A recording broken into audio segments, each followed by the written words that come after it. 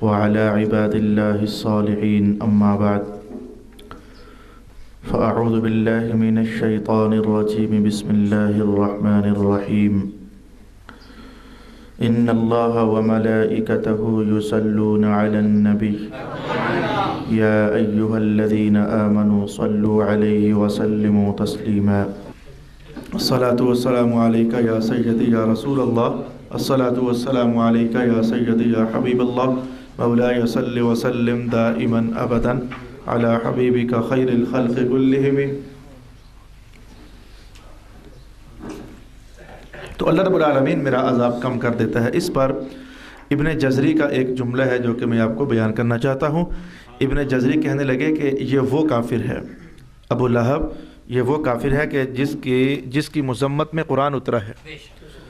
ابو لہب یہ وہ کافر ہے جس کی مذمت میں قرآن اترا ہے۔ تو اس نے بھی ایک خوشی کا اہتمام کیا، اور وہ اہتمام صرف اتنا تھا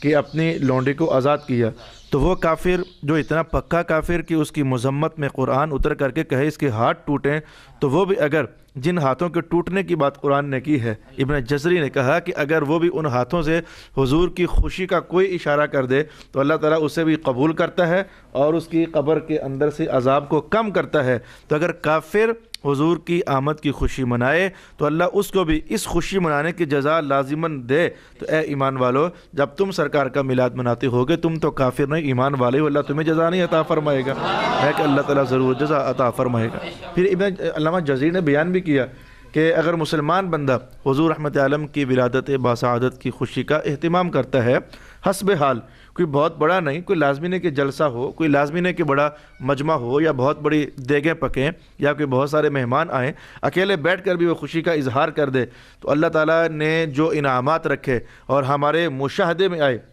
علامہ جزری کہتے ہیں جو ہمارے مشاہدے میں آئے، تو دو باتیں ہمارے مشاہدے میں آئیں۔ ایک تو یہ کہ اللہ تعالیٰ اس بندے کا وہ پورا سال امن اور عافیت والا بنا دیتا ہے، اور دوسرا ہمارے مشاہدے میں یہ بات آئی کہ اللہ تعالیٰ عن قریب میں ایسے بندے کو کہیں نہ کہیں سے کوئی نہ کوئی خوشخبری ضرور عطا فرماتا ہے جو رسول پاک علیہ الصلاۃ والسلام کا میلاد منانے کا اہتمام کرتا ہے۔ اس کے بعد میں رسول اکرم صلی اللہ علیہ وآلہ وسلم کے انتہائی اس زمانے کی کہانی جب کہ آپ دودھ پینے کے زمانے میں تھے، اس میں سے ایک یا پھر دو یا پھر تین باتیں بیان کر کے تو اجازت چاہوں گا۔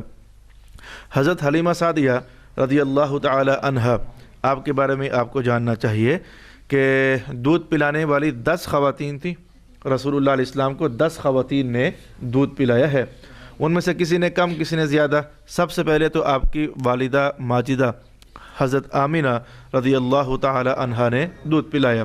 تو اس کے بعد 9 دن گزرے یا پھر 7 دن گزرے، تو یہ اس میں تھوڑا سا اختلاف تاریخ دانوں کا ہوا۔ تو اس کے بعد حضرت حلیمہ سعدیہ رضی اللہ تعالی عنہا کے حوالے رسول پاک علیہ الصلاۃ والسلام کو کر دیا گیا۔ حضرت ابن عباس رضی اللہ تعالی عنہ فرماتے ہیں کہ حضرت حلیمہ کے حوالے جو رسول اللہ علیہ السلام کو کیا گیا تھا، تو اس کے پیچھے وجہ یہ تھی کہ رب کائنات نے ایک فرشتے کے ذریعے یہ اعلان کروایا تھا کہ یا جمیع المخلوقات، اے تمام مخلوقات، ان اللہ کاتب فی سابق حکمتہ القدیمۃ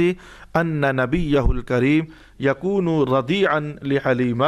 کہ اللہ نے یہ فیصلہ فرما دیا ہے کہ اللہ کے محبوب نبی کو دودھ پلانے کے لیے حضرت حلیمہ سعدیہ کا انتخاب ہو چکا ہے۔ تو اللہ کے فیصلہ فرمانے کے بعد ایسا ہوا کہ حضرت حلیمہ سعدیہ رضی اللہ تعالی عنہا کو منتخب کر لیا گیا۔ آپ فرماتی ہیں کہ جب ہم مکہ آئے تو اس وقت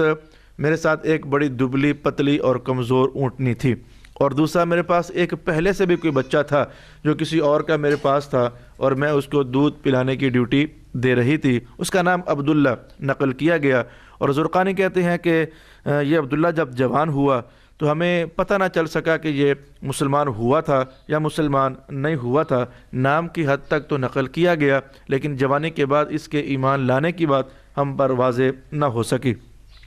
تو حضرت حلیمہ کہتی ہیں کہ مکہ میں جو ہماری پہلی رات گزری وہ تو بڑی ہی مشکل رات تھی۔ مشکل ہونے کی وجہ یہ تھی کہ جو ہمارا بیٹا عبداللہ تھا، یہ اب اس نے میرے پاس دودھ ہوتا تو اس نے پینا تھا، لیکن ہمیں تو کئی کے دن تک کھانا میسر نہ ہوتا تھا، میرے وجود میں دودھ نہیں تھا جو میں اسے پلاتی، اور جو ہماری اونٹنی تھی اس کا حال بھی کچھ ایسا ہی تھا۔ واللہ ما تبد بقطرۃ من لبن، اس کے وجود سے بھی ایک قطرہ دودھ کا میسر نہ ہوتا تھا۔ تو ہر تھوڑی دیر گزرتی تو عبداللہ رو پڑتا، تو اس کے رونے سے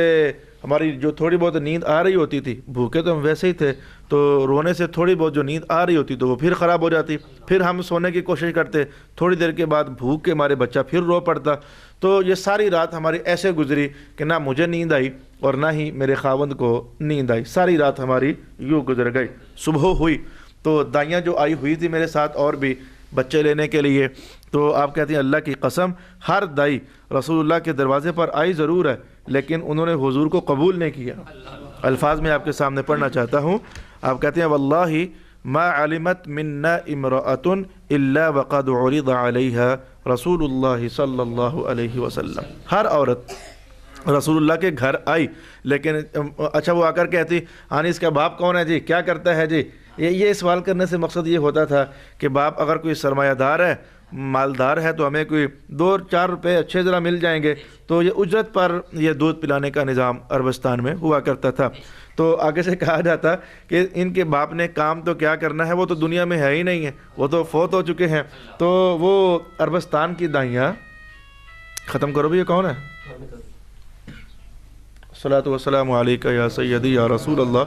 وعلی آلک واصحابک یا سیدی یا حبیب اللہ۔ تو عربستان کی دائیاں جب یہ سنتی کہ اس بچے کا تو باپ ہی نہیں ہے، تو وہ اس خیال سے جس کا باپ نہیں تو ہمیں ملے گا کیا، وہ پھر انکار کرتی، تأبا، انکار کرتی اور انکار کر کے کہتی کہ جس کا باپ نہیں اس سے ہمیں ملے گا کیا، ہم اس بچے کو قبول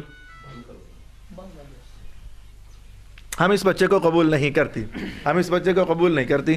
حضرت حلیمہ کہتی ہیں کہ کوئی کسی رئیس کے گھر جا رہی تھی، کوئی کسی سرمایہ دار کے پاس جا رہی تھی، کوئی کسی سردار کے گھر جا رہی تھی، الغرض ہر ایک نے کوئی نہ کوئی بچہ کسی سرمایہ دار کے گھر سے پا لیا، جہاں سے ان کو امید تھی کہ کوئی نہ کوئی اچھے پیسے، اچھے درہم، اچھے دینار ہمیں میسر آ جائیں گے۔ حلیمہ کہتی ہیں اب ہوا یہ کہ جتنی پھرتیلی باقی ساری تھی نا، میں اتنی پھرتیلی تھی نہیں، کمزور تھی، بھوکی بھی تھی، تو اتنی چاق و چوبند میں تھی نہیں کہ بھاگ کر ادھر جاتی، میرا نصیبہ جو اللہ نے ادھر جوڑا ہوا تھا۔ تو فرماتی ہیں کہ ایک ہی بچہ پیچھے بچ گیا اور دائی بھی پیچھے ایک ہی بچ گئی، دائی میں حلیمہ بچی اور بچہ محمد پیارا بچ گیا۔ تو میں اپنے خاوند کے پاس گئی اور جا کر میں نے کہا کہ میرا خاوند بھی بڑا اچھا تھا۔ آپ کہتی میرا خاوند بڑا اچھا تھا، تو میں نے ان سے کہا کہ دیکھو اب کمائی کرنی ہے آپ نے، تو بچہ ہے یتیم، تو اب ساریوں نے تو اپنی جولیاں بھر لی ہیں، تو میرے پاس اور دائی بھی میں بچی ہوں، بچہ بھی کوئی اور نہیں ہے، تو اگر تو اجازت دے میں یہی بچہ قبول نہ کر لوں۔ میرے خاوند مجھ سے کہنے لگے اچھا چل جیسے تیری مرضی ہے ویسے ہی کر لے، کوئی حرج نہیں، جیسے تیری مرضی ہے ویسے ہی کر لے، جہاں اتنوں کے لیے محنت ہوتی ہے تو اس کے لیے بھی میں محنت کر لوں گا۔ حلیمہ کہتی ہے میں نے خاوند سے اجازت لی اور سرکار دو عالم صلی اللہ علیہ وآلہ وسلم کے گھر چلی گئی۔ تو جب میں حضور کا دروازہ کھول کر اندر داخل ہوئی تو جو نظارہ میں نے دیکھا وہ نظارہ بڑا دلکش نظارہ تھا۔ فرماتی ہیں کہ میں نے دیکھا کہ رسول اللہ صلی اللہ علیہ وآلہ وسلم مدرج فی ثوب صوف ابیض من اللبن، کہ حضور رحمت عالم ایک سفید رنگ کے کمبل میں لپٹے ہوئے ہیں۔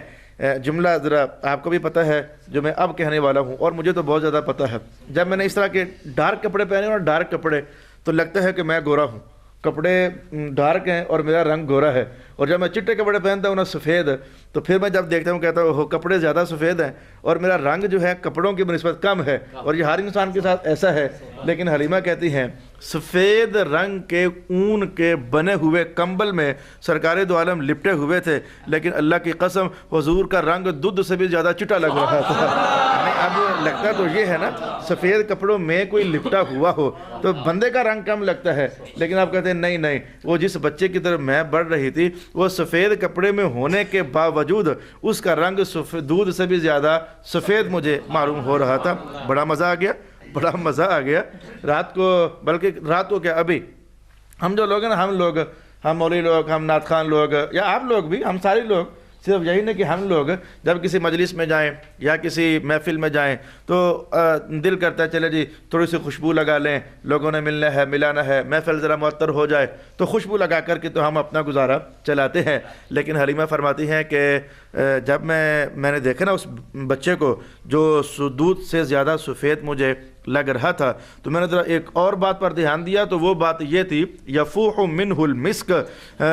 اس محمد کے وجود سے کستوری سے بھی زیادہ خوشبو بھبک رہی تھی۔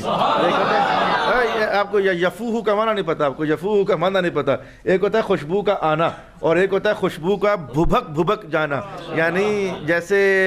اب میں تشبیہ نہیں صحیح لیکن سمجھنے کے لیے محسوس کرو نا، ایک ہوتا ہے سیک اور ایک ہوتا ہے اس سیک کو دینے والے آگ کے بڑے بڑے شعلے، تو سیک اور شے ہوتی ہے اور جو آگ کے شعلے ہوتے ہیں یہ کوئی اور شے ہوتی ہے، بالکل اسی طرح کی ملتی جلتی۔ ایک ہے خوشبو کا آنا اور ایک ہوتا ہے کہ جدھر سے بھی ہم سونگیں تو خوشبو ہی خوشبو آئے، اسے کہتے ہیں یفوح، فاء یفوح۔ تو محمد کے جسم سے خوشبو کستوری کی ایسے مہک رہی تھی۔ ویسے میں یہ بات میں نے کسی بڑی مجلس کے لیے رکھی ہوئی تھی، بڑی مجلس کے لیے میں نے یہ بات رکھی ہوئی تھی، لیکن میں ادھر بتا دیتا ہوں آج، اس لیے اس لالچ سے بتا دیتا ہوں کہ اللہ تعالیٰ تیرے محبوب کی شان یہی تو نہیں کہ بڑی مجلس میں کہی جائے، یہ دیہات کے غریب لوگوں کو بھی تو کہی جا سکتی ہے۔ اگر وہ بڑی مجلس والے حضور کے چاہنے والے ہیں تو یہ روپیہ اکٹھا کر کے تو جھنڈیاں باندھنے والے بھی تو حضور کے نوکر ہی لگتے ہیں۔ تو آپ کو جاننا چاہیے کہ جب بھی آپ کبھی حدیث میں پڑھو گے، تو جملہ یہ پڑھو گے، اللہ اکبر، جب بھی کبھی پڑھو گے تو علامہ صاحب جملہ آپ نے کئی بار پڑھا بھی ہے، جملہ یہ پڑھو گے کہ رسول اللہ کے جسم سے کستوری سے زیادہ خوشبو آتی۔ یہ زیادہ کا مطلب کیا ہوا؟ کستوری کی آتی بس کافی ہے؟ نہیں، یہ زیادہ آتی، خوشبو کستوری سے زیادہ آتی۔ یہ کستوری سے زیادہ خوشبو آنے کا مطلب کیا ہے؟ اس پر محدثین نے کہا کہ جو کستوری کی خوشبو ہے، آپ کو پتہ ہونا چاہیے یہ کس نبی کی وجہ سے پیدا ہوئی، کستوری کی خوشبو کس نبی کی وجہ سے پیدا ہوئی۔ فرماتے ہیں کہ حضرت آدم علیہ السلام جب زمین پر تشریف فرما ہوئے تھے تو اب تنہا تھے، تو یہ تنہائیاں بھی بڑی کاٹنے والی چیز ہوتی ہیں، غم زدہ تھے، پریشان تھے کہ کوئی انسان ہی نہیں ہے، آپ کے سوا کوئی اور ہے ہی نہیں ہے، پہلے تو آپ ہیں اور حضرت حوا ہیں، اور وہ بھی حوا کو وہ ادھر اتارا گیا اور حضرت آدم علیہ السلام کو ادھر اتارا گیا، درمیان میں بڑا فاصلہ تھا۔ تو حضرت حوا کو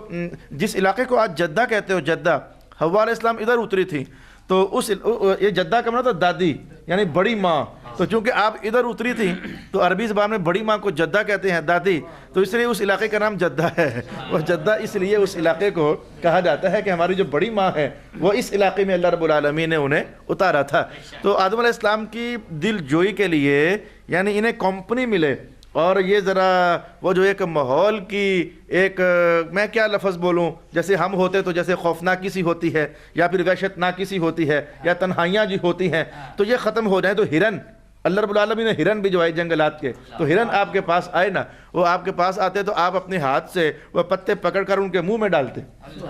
تو جن کے منہ میں حضرت آدم نے پتے ڈالے، اور پتے بھی انجیل کے تھے، تو جس کے منہ میں پتے ڈالے اللہ نے ان ہرنوں کے وجود سے کستوری کو پیدا فرما دیا۔ یہ کستوری حضرت آدم علیہ السلام کے اس پتوں سے دی جانے والی خوراک کا نتیجہ ہے۔ میں نے محدثین کا کلام یہ بھی پڑھا، اگلا دن ہوا نا تو وہ جنگل کے اندر ان ہرنوں کے جسم سے جب خوشبو آئی تو جو اور بھی بڑے ہرن ہوتے ہیں تو اللہ نے ان ہرنوں کے دل میں بات ڈالی کہ جہاں سے یہ خوشبو لے کر تم بھی جاؤ نا۔ اچھا وہ بھی آئے آدم علیہ السلام کے ارد گرد گھومے، لیکن یہ وہ آئے تھے ایک نبی کو محبت دینے کے لیے، یہ آئے تھے اپنی لالچ میں۔ اللہ رب العالمین نے ان کے وجود میں وہ خوشبو پیدا نہ فرمائی۔ یہ محدثین نے باقاعدہ اس بات کو ارشاد فرمایا۔ اب آپ سمجھیے کہ جب بھی آپ سنو گے تو یہی بات کہ حضور کے جسم سے کستوری سے زیادہ خوشبو آتی تھی۔ وجہ یہ تھی کہ نبی پاک کو اللہ نے سب نبیوں سے اونچا مقام دیا ہے۔ تو کستوری سے زیادہ کہنے میں صحابہ کا راز یہ ہوتا تھا، کستوری وہ ہے جو آدم کے لمس سے پیدا ہوئی ہے۔ آدم کے لمس سے اگر کستوری پیدا ہو تو وجود محمد سے جو آتی ہے وہ اس سے بھی زیادہ عمدہ ہوتی ہے۔ اس لیے آپ پاؤ گے کہ رسول اللہ کے جسم پاک سے کستوری سے بھی زیادہ خوشبو آ رہی تھی۔ فرماتی ہیں کہ نبی علیہ السلام اپنی ایسے جیسے ہم گھتی کہتے ہیں، گھتی گردن کے بل ایسے لیٹے ہوئے تھے، یا غتو، اور چھوٹے چھوٹے خراٹے آپ کے ہاں سے سنے جا رہے تھے۔ تو ایک بار ایک ڈاکٹر سے میری بحث ہوئی، یہ جیلم کی بات ہے، بحث کیا ہونی ہے، وہ بیچارے مجبور ہیں، جو انہوں نے پڑھا ہے وہی بولیں گے، اور ہم بھی بیچارے مجبور ہیں، ہم نے جو پڑھا ہم بھی وہی بولیں گے۔ ہر ایک اپنی تھیوری ہی پڑھنے اور بولنے کا مجبور ہے۔ تو میں نے کہا یہ ڈاکٹر صاحب یہ خراٹے کیوں آتے ہیں؟ وہ میرے کوئی کان کا مسئلہ تھا، تو کان کا انہوں نے مجھ سے کہا تھا کہ ناک میں دوائی ڈالنی ہے کان ٹھیک کرنے کے لیے، تو آپ کو خراٹے تو نہیں آتے؟ میں نے کہا خراٹے تو بڑے آتے ہیں۔ تو کہنے لگا یہ بھی ایک بڑی عجیب مرض ہے۔ میں نے کہا یہ میں تو نہیں سمجھتا کہ یہ خراٹے مرض ہے۔ اس نے کہا جی مرض ہے۔ میں نے کہا ٹھیک ہے، آپ نے جو پڑھا آپ وہی بولو گے نا، لیکن میں نے اپنے استاد صاحب سے حدیث پڑھتے ہوئے پوچھا تھا کہ شاہ صاحب کی بلا یہ خراٹے کیوں آتے ہیں؟ تو استاد صاحب فرمانے لگے جو بندہ اندر سے شیر دل ہوتا ہے خراٹے اسی آتے ہیں۔ یہ ہر بندے کو خراٹے آتے ہی نہیں ہے، ہر بندے کو پھر حضور کی شجاعت، حضور کی بہادری، زندگی بھر حضور کو خراٹے آتے تھے۔ تو یہ آپ خراٹے اصل میں یہ ایک بندے کی وہ شجاعت کا اعلان ہوتا ہے کہ یہ اگر سوئے ہوں تو ان کے جسم میں اتنا رعب ہے، اگر جاگ رہے ہوں گے تو پھر کیسا لگے گا۔ تو یہ خراٹے رسول اللہ علیہ السلام لے رہے تھے۔ تو اب وہ تصویر اتنی پیاری بنی ہوئی تھی کہ میں نے سوچا کہ اگر میں نے محمد پاک کو پکڑا اور پکڑ کر سینے سے لگایا تو کہیں اٹھ ہی نہ جائے، یہ تصویر بڑی خوبصورت لگ رہی ہے۔ فَأَشْفَقْتُ أَنْ أُوقِظَهُ، میں نے اس ڈر سے حضور کو پکڑا نہ کہ کہیں یہ بیدار نہ ہو جائیں، تو میں خود جھکی۔ میرا دل چاہ رہا تھا کہ ایک بوسہ لے لوں، رسول اللہ کا ایک بوسہ لے لوں، تو میں خود جھکی۔ یہ رسول اللہ میں کہہ رہا ہوں، ذرا اس دور میں تو ابھی اعلان ہوا ہی نہیں تھا نا، یہ میں کہہ رہا ہوں کہ رسول اللہ کا بوسہ لے لوں۔ تو میں جھکی جب، تو میں نے میرا ہاتھ رسول اللہ کے سینے پر جب پڑا تو جس کام سے میں ڈر رہی تھی وہی کام ہو گیا۔ ہوا یہ کہ فَتَبَسَّمَ ضَاحِكًا وَفَتَحَ عَيْنَيْهِ وَنَظَرَ إِلَيَّ، تو حضور رحمت عالم نے ایک تو آنکھیں کھولیں اور آنکھیں کھولنے کے فوراً بعد میری طرف دیکھے اور دیکھ کر مسکرائے، جیسے یہ اعلان کر رہے ہیں کہ اچھا اماں جی آپ میرے اٹھنے سے ڈر رہی تھی نا، آپ کے ہاتھ رکھتے میں خود ہی اٹھ پڑتا ہوں۔ تو رسول اللہ نے مجھے دیکھا، لیکن جو بات مشاہدے والی تھی وہ یہ تھی کہ میں نے جب رسول اللہ علیہ السلام کو دیکھا کہ آپ مجھے دیکھ رہے ہیں، تو ان دو آنکھوں کے درمیان اس جگہ سے زندگی بھر بھی اس بات کا احساس باقی رہا۔ میں نے یہاں سے ایک نور کی دھارا نکلتے دیکھا، فی خلال السماء، جو آسمان کے درمیان تک جا پہنچا ہوا تھا۔ میں نے نور کا ایک دھارا دیکھا جو آسمان کے درمیان جا پہنچا ہوا تھا۔ تو زندگی بھر بھی اس نور کے اثرات رسول اللہ کی ان دو آنکھوں کے درمیان باقی رہے۔ پھر صحابہ کہتے ہیں کہ یہاں ایک رگ تھی رسول اللہ علیہ السلام کی دو آنکھوں کے درمیان۔ جب کبھی حضور جلال میں ہوتے تو ہمیں پتہ چل جاتا کہ حضور کو اس وقت جلال آیا ہوا ہے۔ بھائی حضور کو غصہ نہیں آتا تھا، حضور کو جلال آتا تھا۔ جلال اور شے ہوتی ہے اور غصہ اور شے ہوتی ہے۔ میں نرم سا بتا دیتا ہوں، پتہ نہیں دوبارہ ہماری ملاقاتیں ہوں یا کہ نہ ہوں، نرم سا بتا دیتا ہوں تاکہ زندگی بھر رسول اللہ کے بارے میں لفظ غصہ کا استعمال کبھی نہ کرنا۔ غصہ گرمی کی وہ کیفیت ہوتی ہے جس میں بندہ اتنا بے قابو ہو جائے کہ یہاں سے تھوکیں نکلنے لگ جائیں، رنگ لال ہو جائیں، تھوک نکلنے لگ جائے، اور بندہ کبھی ادھر سے صاف کرے کبھی ادھر سے صاف کرے، جو اتنی سخت کیفیت ہوتی ہے اسے غصہ کہتے ہیں۔ اور رسول اللہ علیہ السلام کا جلال کبھی اتنا بے قابو ہوا ہی نہیں تھا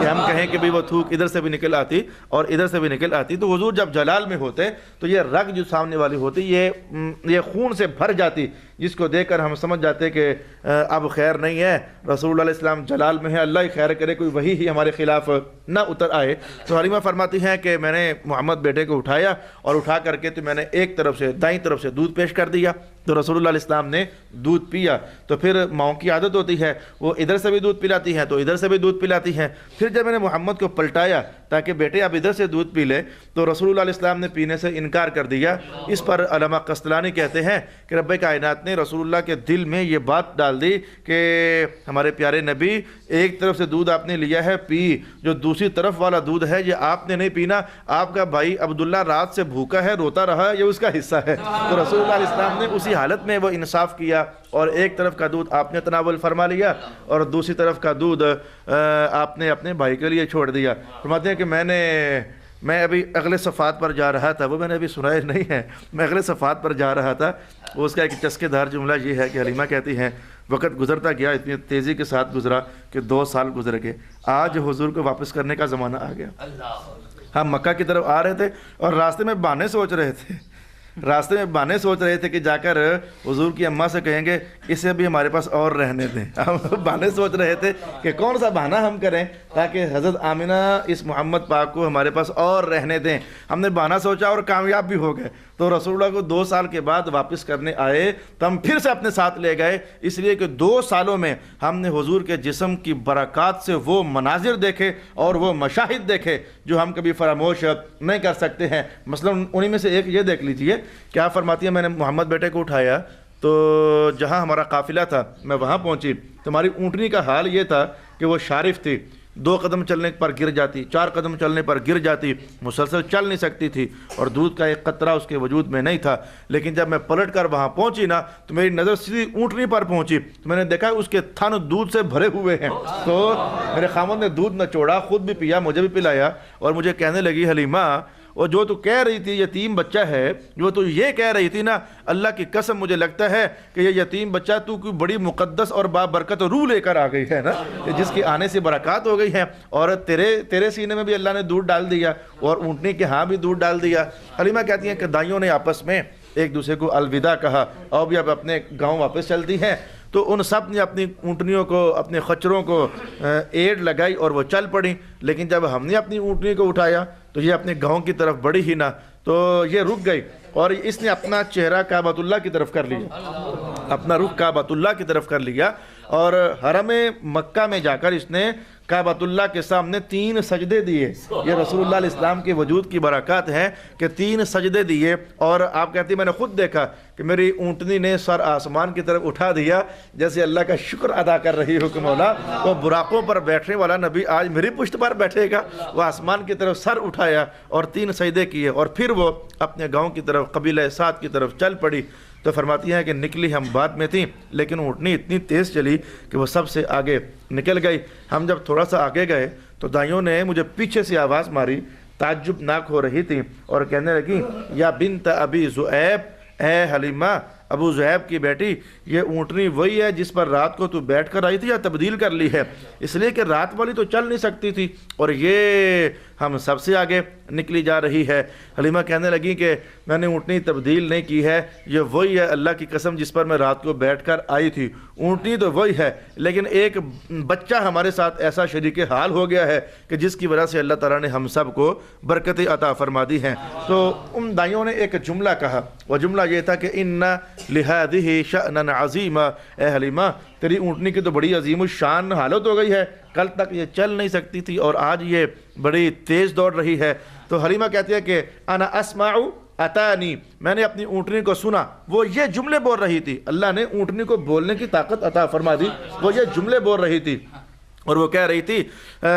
ان واللہ ان لی لشأنا عظیما ثم لشأنا عظیما، اللہ کی قسم واقعی میری بڑی شان ہے، واقعی میری بڑی شان ہے، اور اصل میں یہ میری نہیں ہے بلکہ محمد مصطفیٰ کی وجہ سے اللہ نے مجھے عطا فرما دی ہے۔ میں تو مر ہی گئی تھی، میں تو مر ہی گئی تھی، مرنے کے بعد اللہ نے مجھے نئی زندگی عطا فرما دی ہے، میں تو دبلی ہو گئی تھی تو اللہ نے دبلا ہونے کے بعد مجھے ایک تازگی اور موٹاپا پھر سے عطا کر دیا ہے۔ اتنا کہنے کے بعد اس اونٹنی نے دائیوں کو جھڑکی دی اور وہ جھڑکی یہ تھی وَيْحَكُنَّ إِن كُنتُنَّ فِي غَفْلَةٍ، اور مرن جوگیو تم بڑی غافل عورتیں واقعہ ہوئی ہو، تمہیں پتہ ہی نہیں تھا کہ جس بچے کو یتیم سمجھ کر چھوڑ آئی تھی نا وہ یتیم نہیں ہے صرف، یتیم نہیں ہے صرف، تمہیں پتہ کہ اس کا مقام کیا ہے۔ تو وہ ساری متوجہ ہوئی تو وہ اس اونٹنی نے حضور کی نعت پڑھی اور پہلا جملہ یہ کہا، کہنے لگی کہ جس کو یتیم سمجھ کر چھوڑ آئی تھی وہ محبوب رب العالمین ہے، وہ اللہ رب العالمین کا محبوب ہے اور وہ سید المرسلین ہے،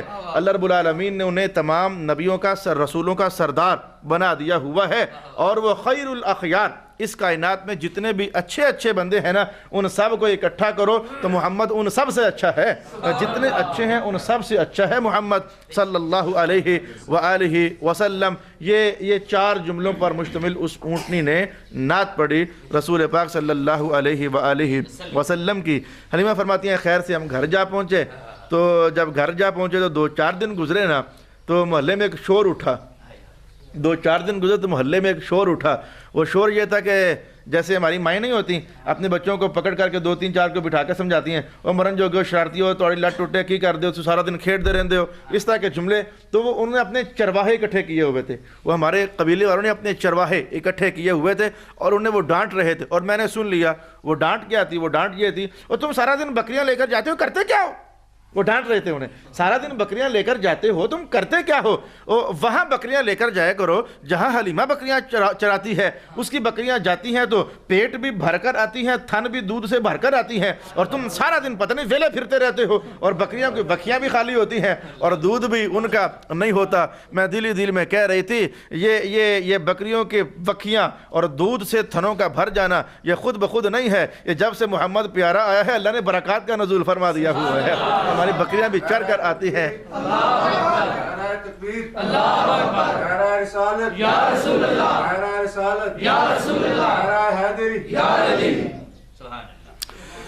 اللہ اکبر، الصلاۃ والسلام علیک یا سیدی یا رسول اللہ وعلی آلک واصحابک یا سیدی یا حبیب اللہ۔ تو میں اب یہ بات تو ظاہر ہے کہ بہت بڑی، یہ 12 جلدوں کی کتاب ہے، بہت بڑی بات ہے۔ میں نے ویسے بھی ادھر آیا ذرا پہلی بار تو میں نے چاہا چلیں کوئی میٹھا میٹھا آسان سا سرکار دو عالم کی عزت کا کلام آپ کی خدمت میں بیان کر دوں۔ بس میں ایک روایت کہنے کے بعد پھر اجازت چاہوں گا، اور یہاں سے فارغ ہونے کے بعد اتفاق سے آج مجھے سہاوے نہ چاہتے ہوئے جانا پڑ رہا ہے، تو میں اب سہاوے بھی اس کی یہاں سے فارغ ہونے کے بعد رخصت ہو جاؤں گا۔ آپ نے بھی جانا سہاوے؟ تو چلیں آپ کو رخصت ہو گئی، تو میں آخری میٹھی سی بات کہنے کے بعد آپ سے رخصت چاہوں گا اور اجازت چاہوں گا، اور میں پھر دعا بھی کروں گا کہ اللہ رب العالمین آپ جو چاہتے ہو کہ اس بستی میں کوئی مذہب کی آواز ہو جائے، کہ حضور کی سنت کا رنگ بیدار ہو جائے، ہمارے بچوں کو پتہ چل جائے کہ ہماری آقت ہے کیا، ہمارا مذہب ہے کیا، ہماری نسلوں کے اندر یہ امانت منتقل ہو جائے، اللہ تعالیٰ یہ آپ کے ذوق کو قبول بھی فرمائے اور آپ کو اس مشن میں کامیابی بھی عطا فرمائے۔ حضرت عباس رضی اللہ تعالی عنہ رسول محترم صلی اللہ علیہ وآلہ وسلم کے چچا محترم ہیں، تو آپ فرماتے ہیں کہ میں نے رسول اللہ علیہ السلام سے ایک بار میں نے یہ عرض کی کہ میرے آقا آپ جانتے ہیں کہ میں نے آپ پر اسلام کیوں قبول کیا تھا؟ تو رسول اللہ علیہ السلام نے کہا کہ اچھا بتا دے کہ تو نے اسلام کیوں قبول کیا تھا؟ تو آپ فرماتے ہیں کہ حضور جب آپ پنگھوڑے میں تھے تو میں نے ایک مشاہدہ کیا تھا، تو اس مشاہدے کو دیکھ کر جب آپ نے بعد میں اعلان نبوت کیا تو میرے دل نے گواہی دی تھی۔ حضور نے دیکھا کہ وہ کیا مشاہدہ، کہنے لگے حضور انک تناغی القمر فی المہدی یا رسول اللہ، میرے حضور میں نے آپ کو دیکھا کہ آپ پنگھوڑے میں تھے تو چاند کے ساتھ آپ مناغات کرتے تھے، مناغات، اور مناغات کا معنی یہ تھا کہ جیسے یہ بچے پنگھوڑے میں ہوں تو ان کے ہاتھ بھی ہلتے ہیں تھوڑے سے اور پاؤں بھی ہلتے ہیں تھوڑے تھوڑے، وہ پتہ نہیں کوئی حرکت ہوتی ہے وجود میں، وہ اللہ نے بچوں کے اندر رکھی ہوتی ہے۔ تو آپ کہتے ہیں کہ جب آپ کے ہاتھ ہلتے تو اللہ والوں میری نظر آسمان پر پڑی نا، تو میں نے دیکھا کہ چاند آج ہلنے میں ہے، تو پھر اللہ ہی نے میرے دل میں یہ بات ڈالی کہ اس کی حرکت بھی دیکھ اور محمد کی ہاتھوں کی حرکت کو بھی دیکھ۔ تو کہتے ہیں کہ میں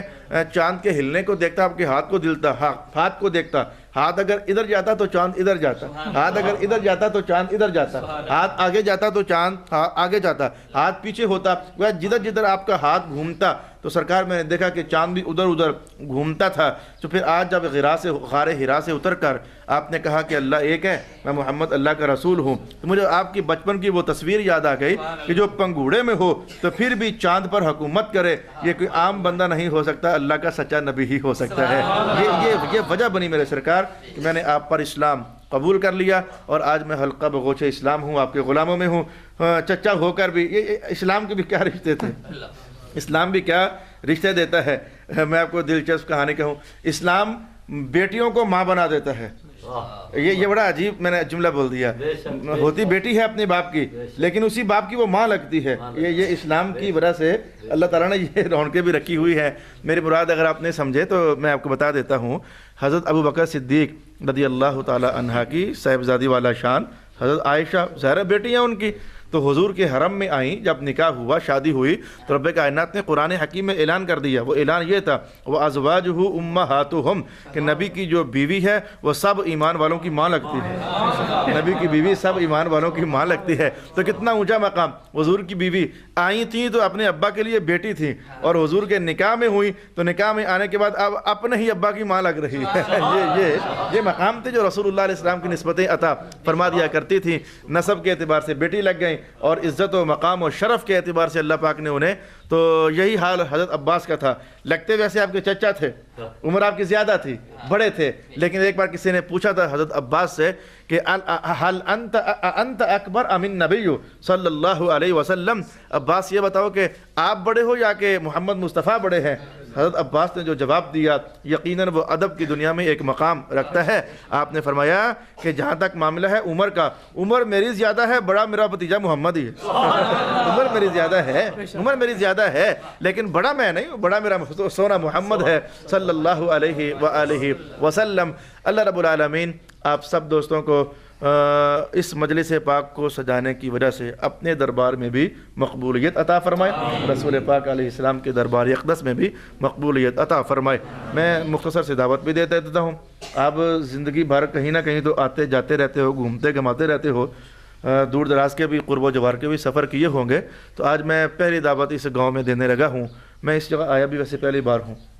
آپ کے بالکل پڑوس میں ہوں، میں لاہور کا رہنے والا، لیکن آپ کے پڑوس میں یہ ریلوے اسٹیشن ہے، تو 12 سال سے یہاں عشاء کی نماز کے بعد درس قرآن دیتا ہوں۔ تو اب ہمارا 16واں سپارہ بھی اللہ کے فضل سے چل رہا ہے۔ یہاں کے کچھ لوگ آتے جاتے بھی ہیں، یہ جو مہمان باہر سے بھی آئے ہیں یہ ادھر میرے پاس جمعے والے دن پہنچتے بھی ہیں، تو آپ کو بھی دعوت دوں گا۔ جیسے آج ہم نے حضور رحمت عالم کی میٹھی میٹھی اور آسان باتیں سماعت کی ہیں، تو جمعرات کے درس قرآن میں موقع مل جائے 40 منٹ کا ہوتا ہے، تو وہاں آپ کبھی کبھی تشریف لے آیا کریں۔ یہ سرفراز بھائی کے ساتھ آ جایا کرو، یہ ہر جمعرات کو وہاں پہنچا ہوتا ہے، اپنے ساتھ 1-2 بندے بھی لے کر جاتا ہے۔ یار ان کو آپ بھی یاد کرانا، شاید کسی کے دل میں قرآن پاک کی خاطر سفر کرنے کا اللہ تعالیٰ ذوق پیدا کر دے۔ یہ اللہ کے نام کی خاطر جو سفر ہوتا ہے، میں اس پر آپ کو ایک حدیث پاک بتاؤں، مذہب کی خاطر سفر، اللہ کے نام کی خاطر سفر، رسول اللہ کی خاطر جو سفر ہوتا ہے، اس سفر کی شان حضور نے ایک بار خود ارشاد فرمائی، جو بندہ اللہ کے راستے میں نکلتا ہے نا، تو آنے میں اور جانے میں اگر کہیں سے کوئی مٹی اڑے اور اس پر پڑ جائے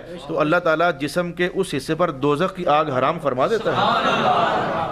اسے نمازیں پڑھنے مسجد میں جایا کرو، نہیں میرے پاس لازمی نہیں، میرے پاس آؤ، نمازیں پڑھنے مسجدوں میں جاؤ، جمعہ پڑھنے جاؤ تو بر وقت جاؤ، تاکہ ہم حضور کی حدیث سنیں، رسول اللہ کے فرمانے علی شان کو سنیں۔ حضور کے بیان میں کل کی طرح آج بھی اللہ نے یہ تاثیر رکھی ہوئی ہے، کہنے والا کوئی میرے جیسا برا آدمی بھی ہوگا نا، لیکن اللہ تعالیٰ برے آدمی کی زبان سے بھی جو بول حضور کی حدیث کا نکلتا بول بڑا میٹھا ہوتا ہے، اللہ تعالیٰ اس بول کی تاثیر آج بھی وجودوں میں ظاہر فرما دیتا ہے۔ اللہ تعالیٰ میرا اور آپ کا حامی و ناصر ہو۔ وآخر دعوانا الحمد للہ رب العالمین۔